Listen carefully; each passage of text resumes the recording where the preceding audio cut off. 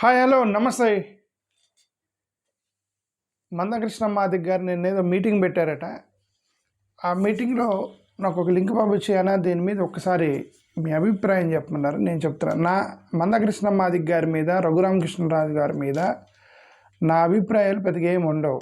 వాళ్ళని అపోజ్ చేయటమే ఉంటుంది. మందకృష్ణ మాదిక్ గారైనా రఘురామకృష్ణరాజు గారైనా they are working for Bharatiya Janata party, not Ambedkari Janata party. Okay, so they're our opponents. Mandakrishna Madhike is my opponent because he's working for Bharatiya Janata Party. Raghuram Krishnaraj is my opponent because he's working for Bharatiya Janata or TDP. Bharatiya Janata Party anyway is our opponent. మనం Ambedkar Janata party Bharatiya Janata పార్టీకి వ్యతిరేకం పెట్టాం కాబట్టి. Okay, ఇప్పుడు లోపలికి వెళ్ళి చూద్దాం. లోపలికి వెళ్ళి చూస్తే ఈయన ఒకసారి ఏమన్నాడు వినండి. మనం ఒకసారి గమనించండి. ఈ మధ్యలో కేంద్ర ప్రభుత్వం తీసుకొచ్చే బిల్లు పేరేంటిది? FCRA. అది అందరికి తెలిసిన విషయం.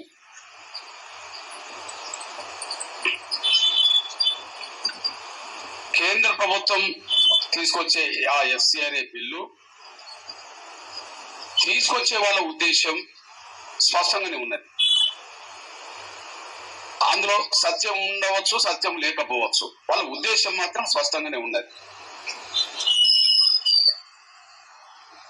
అది 100% సత్యం కావచ్చు, సత్యం కాకపోవచ్చు, లేదా 100% సత్యం అవకాశం లేదు. ఎంతో కొంత సత్యం ఉండవచ్చు, అసత్యం కూడా ఉండవచ్చు. కానీ తీసుకొచ్చే వాళ్ళ ఉద్దేశం ఏంటిది?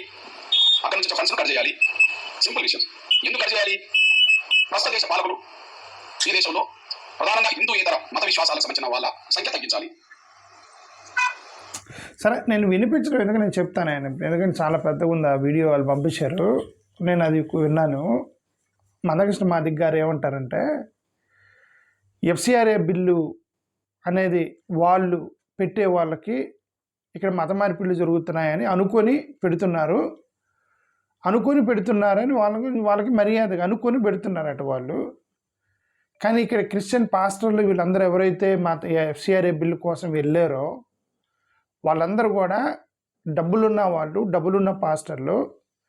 వీళ్ళు ఏ రోజున్నా దళిత క్రైస్తవుల కోసం అని చెప్పి వెళ్ళారా, మోడీ గారిని కలిశారా? దళిత క్రైస్తవుల కోసం వెళ్ళి మోడీ గారిని కలిశారా అని ఆయన అడిగిన ప్రశ్న ఇండైరెక్ట్గా చెప్పడం. ఓకే, పోనీ మందకృష్ణ మాదిక్ గారు వెళ్ళారా? మందకృష్ణ మాదిక్ గారు నరేంద్ర మోడీ గారి దగ్గరికి వెళ్ళి దళిత క్రైస్తవులకి ఇవ్వాల్సిందే అని చెప్పి వెళ్ళారు ఇంతవరకు ఎప్పుడన్నా? మన మందకృష్ణ మాదిక్ గారు వెళ్ళారా?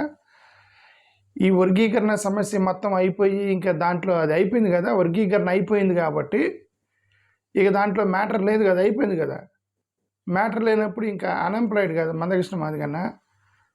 సో అన్ఎంప్లాయిడ్ కాబట్టి ఇప్పుడు కొత్త పాయింట్ ఇప్పుడు తీసుకున్నాడు. కానీ ఇంతకాలం ఎప్పుడన్నా దళిత క్రైస్తవులకు SC స్టేటస్ మీద మోడీ గారి దగ్గరికి వెళ్ళాడా మందకృష్ణ మాదిక్ గారు? ఇప్పుడు మాట్లాడుతున్నారు, ఎందుకంటే అది వర్గీకరణ ఇష్యూ అయిపోయింది కాబట్టి. సో నేనేమన్నానంటే, ఇంకొకటి కూడా ఏమన్నారంటే, ఆయన డబ్బులున్న వాళ్ళు వెళ్ళి వాళ్ళ ఆస్తులు కాపాడుకోవడానికి పోతున్నారు అని అన్నాడు ఆయన. ఓకే, ఇప్పుడు అగ్రవర్ణాల క్రైస్తవులను నేను కూడా వ్యతిరేకించాను. నేను చాలా జాగ్రత్తగా ఎక్కడ వ్యతిరేకించాను? చర్చి ఫిలాసఫీల మీద వ్యతిరేకించాను. చర్చి ఫిలాసఫీలు, చర్చిల యొక్క చర్చిల ఆర్గ్యుమెంట్స్ ఏంటి? వాళ్ళందరూ కూడా మతాలు లేవు, ఏమి లేవు, అంతా కలిసి ఉండాలి, ఇండియన్ క్రిస్టియన్ అని రాసుకోవాలి, SCలకి రిజర్వేషన్ అవసరం లేదు. అవి ఫిలాసఫికల్గా మనకి న్యాయం చేయవు కాబట్టి అక్కడ వ్యతిరేకించారు. బట్ NGOలు, ఈ అగ్రవర్ణాల క్రైస్తవులు, పెద్ద క్రైస్తవులు, కోట్ల రూపాయల డబ్బులున్న క్రైస్తవులు, NGOలు, ఆర్ఫనేజ్లు, స్కూళ్ళు రన్ చేస్తున్నప్పుడు ఎవరికి ఆ స్కూల్స్ ఎవరికి రన్ చేస్తున్నారు? SC STలు కదా. ఆర్ఫనేజ్లు పెడుతుంది ఎవరు? SC ST పిల్లలు కదా, ఎక్కువ మంది ఉంది. క్రిస్టియన్ స్కూల్స్లో చదువుకుంది ఎవరు? SC ST పిల్లలు కదా. ఆ మేదనమెట్లలో ఉన్నటువంటి అక్కడ స్కూల్స్ ఉన్నాయి కదా, ఆ మేదనమెట్ల స్కూల్స్లో చదువుకునే మొత్తం SC ST పిల్లలు. బట్ రన్ చేస్తుంది ఎవరైనా పెద్ద పాస్టర్ అయి ఉండవచ్చు, డబ్బులున్న పాస్టర్ అయి ఉండవచ్చు. బట్ ఆ స్కూల్లో చదువుకునే పిల్లలు SC STలు కదా. సో NGOల వల్ల లాభపడేది SC ST పిల్లలు. అది మందకృష్ణ మాదిక్ గారు you need to understand. Sir, నాకు కొన్ని క్వశ్చన్లు మందకృష్ణ మాదిక్ గారి మీద సో ఆయన బీజేపీ వ్యక్తి కాబట్టి ఇంక నేను డైరెక్ట్గానే అడుగుతున్నాను. ఎందుకంటే నేను చెప్పాను కదా, ఇది అపోనెంట్. నేను డైరెక్ట్గానే అడుగుతాను. I consider Manda Krishna Madiga as my opponent. ఎందుకంటే once we have a separate ideological outfit, I'm directly asking question. ఎప్పుడైతే ఎన్డీఏకి దెబ్బ తగిలేటువంటి చర్చ జరుగుతుంది అప్పుడే బయట కిందకు వస్తున్నాడు మందకృష్ణ మాదిగ గారిని నేను అడుగుతున్నా. ఎప్పుడైతే ఎన్డీఏకి దెబ్బ తగులుతుందేమో అన్నప్పుడు బయటకు వచ్చి ప్రెస్ మీట్ ఎందుకు పెడుతున్నారు నాకేదో అర్థం కాలేదు. ఓకే, అసలు ఇప్పటి నుంచి కాదు, స్టార్టింగ్ నుంచి చూద్దాం. స్టార్టింగ్లో 1992లో కాంచీరామ్ గారు, 1991-92లో కాంచీరామ్ గారు ఒక పెద్ద ఉద్యమం పట్టుకొచ్చాడు. అక్కడ ఉత్తరప్రదేశ్లో పెద్ద ఉద్యమం పట్టుకొచ్చేసి అక్కడ మాయావతిని అసలు పెద్ద షేక్ చేశాడు. అక్కడ షేక్ చేసి ఆంధ్రప్రదేశ్కి వచ్చాడు 1992లో ఆంధ్రప్రదేశ్కి వస్తే ఆంధ్రప్రదేశ్లో బీఎస్పీ బహుజన సమాజ్వాదీ పార్టీ అనేది ఒక పెద్ద విప్లవం లాగా లేచింది. బహుశా ఇప్పుడున్న జనరేషన్ తెలియకపోవచ్చు. 92లో పెద్ద విప్లవం. అది ఎంత పెద్ద విప్లవం అంటే మాయావతి అక్కడ గవర్నమెంట్ ఫామ్ చేసింది, ఇక్కడ దళితులు గవర్నమెంట్ ఫామ్ చేస్తారేమోనంత పెద్ద విప్లవం వచ్చింది 92లో. అంటే ఈ దళితులు బీసీలు ఏకమయ్యారు. కాంచీరామ్ గారి వచ్చేసాడు, ఆంధ్రప్రదేశ్కి వచ్చాడు కాంచీరామ్. అంత ఏకమైన తర్వాత ఆ టైంలో విడగొట్టింది ఎవరు? మందకృష్ణ మాదిగ అని అడుగుతున్నా. అంత ఈ దళితులు మొత్తం ఏకమయ్యి రాజ్యాధికారం వైపు మూవ్ అయ్యేటప్పుడు టక్కన అక్కడ విడగొట్టింది ఎవరు? మలమాదిగల్ని 94లో ఎంఆర్పిఎస్ పెట్టి. ఇంకా అది మందకృష్ణ మాదిగ అని సమాధానం చెప్పాలి దానికి. ఓకే సరే, వర్గీకరణ అని అప్పటి నుంచి ఇప్పటికి 25 సంవత్సరాలు, 25 years మాలామాదిగల మీద పచ్చి గడ్డేస్తే బగ్గుమనేటట్టు ఆ నిప్పులు ఆర్పకుండా చేశారు. మాలామాదిగల మధ్య అసలు పచ్చగడ్డేస్తే నిప్పులు ఆర్పకుండా చేశారు. ఇప్పటికి కూడా మండుతుంది. అదే 25 సంవత్సరాల శత్రుత్వంలో ఉంచారు. ఏ పాకిస్తాన్ ఇండియా వాడికి కూడా అంత శత్రుత్వం లేదు. ఓకే, ఆ ఇజ్రాయెల్ పాలస్తీనాకు కూడా అంత శత్రుత్వం, మాలామాదిగల మీద అంత శత్రుత్వం పెంచారు. అల్టిమేట్గా ఎవరు లాభపడ్డారు? 25 సంవత్సరాలు దళితుల పరిస్థితి ఏంటంటే రాజ్యాధికారం అనేది కోల్పోయే వీళ్ళు. ఈ అల్టిమేట్కి ఇప్పుడు జరిగింది ఏంటంటే, గతంలోనైనా ఇదిగో అరే మన దళిత నాయకుడు ఉన్నాడు, అన్నను పట్టుకొని ప్రభుత్వం దగ్గరికి వెళ్దాం, లేదంటే ఆ దళిత ఎమ్మెల్యేలు దళిత ఎంపీలు ఇదిగో సోన్సో హోటల్లో మీటింగ్ చేసుకొని దళితుల విషయాలు చర్చించుకున్నారని పేపర్లో చూసేవాడిని. గతంలో దళిత ఎమ్మెల్యేలు హోటల్లో కలిసి మీటింగ్ వేసుకొని అధిష్టానం దగ్గరికి పోయారు, మాకు ఇక్కడ అన్యాయం జరుగుతుందని.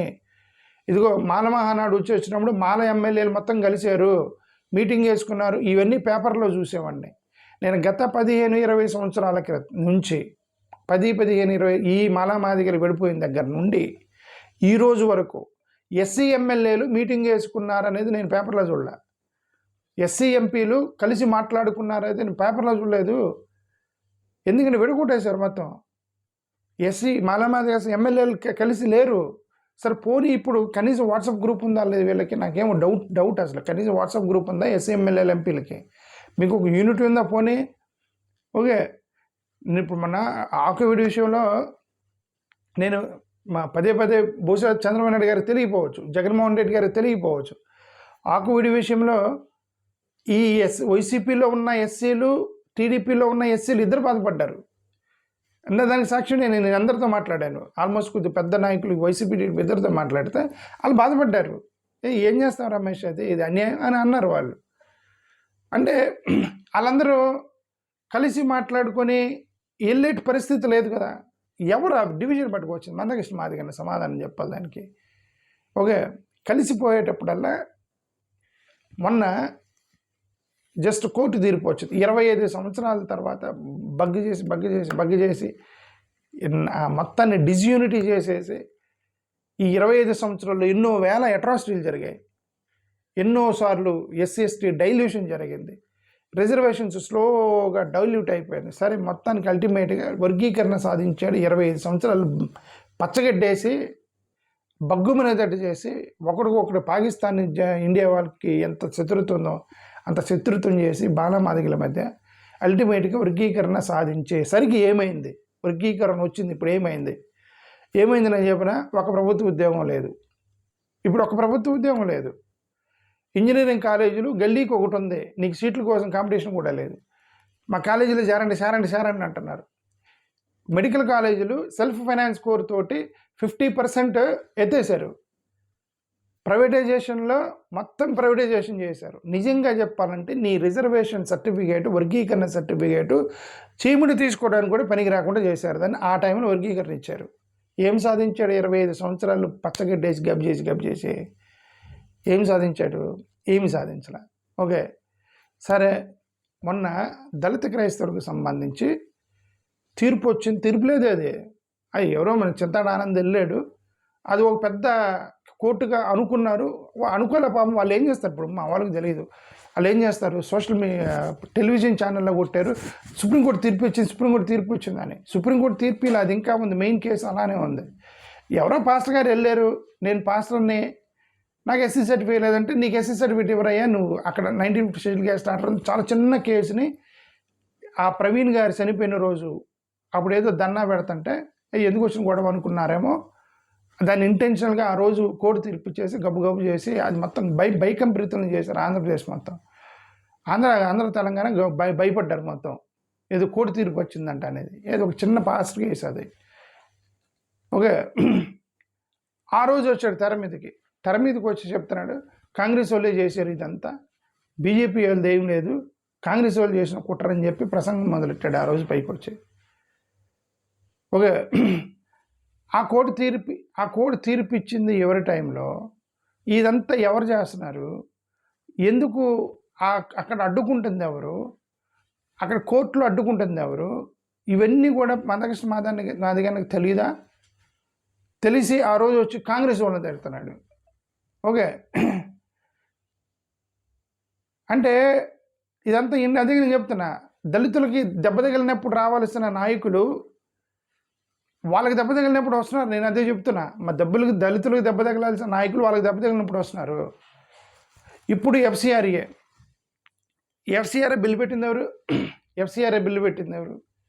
ఎవరికి వ్యతిరేకంగా పెట్టారు? క్రిస్టియన్ సంస్థలకు వ్యతిరేకంగా పెట్టారు అని అనుకుంటున్నారు. ఈ క్రిస్టియన్ సంస్థల్లో ఎవరికి సేవ చేస్తుంది? వాళ్ళందరూ ఎస్సీ ఎస్టీలు కదా సేవ చేస్తున్నారు. ఎస్సీ ఎస్టీ పిల్లలు కదా క్రిస్టియన్ స్కూల్స్లో చదువుకుంటున్నారు.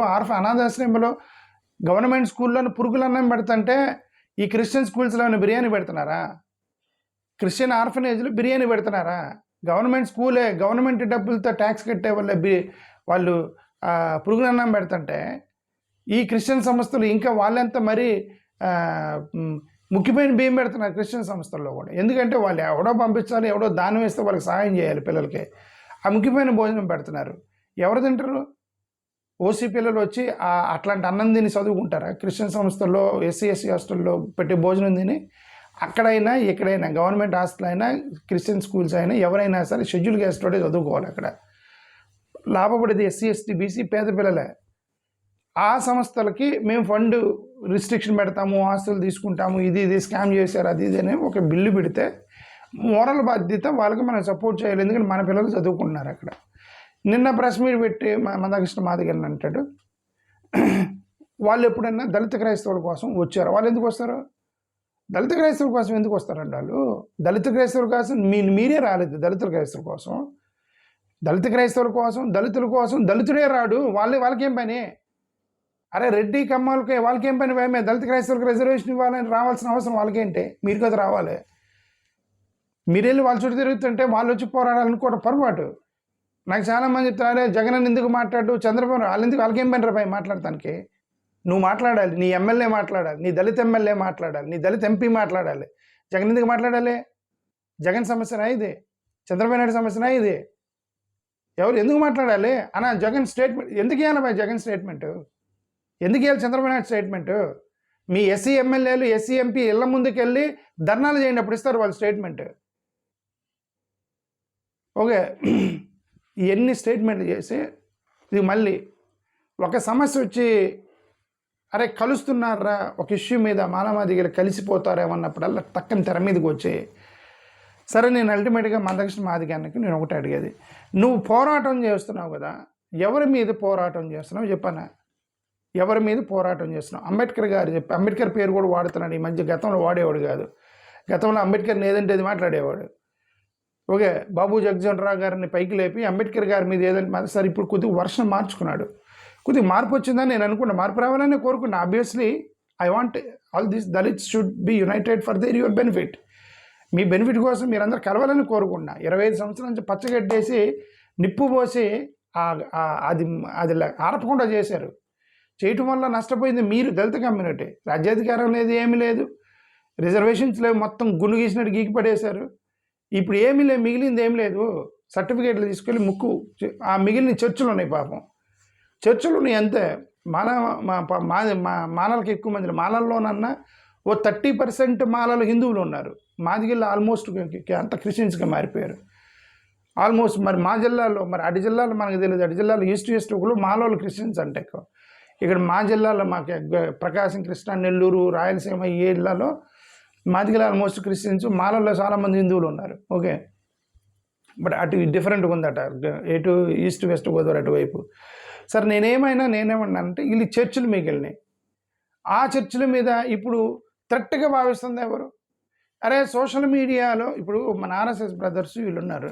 ఆర్ఎస్ఎస్ బ్రదర్స్, ఈ భారతీయ జనతా పార్టీ బ్రదర్స్ ఉన్నారుగా, వాళ్ళు ఉదయం 6 గంటల నుంచి సాయంత్రం పడుకోపోయేదాకా వాళ్ళు ఈ మైనారిటీ అపీజ్మెంట్ చేస్తున్నారు. కాంగ్రెస్ మైనారిటీ అపీజ్మెంట్ చేస్తున్నాడు.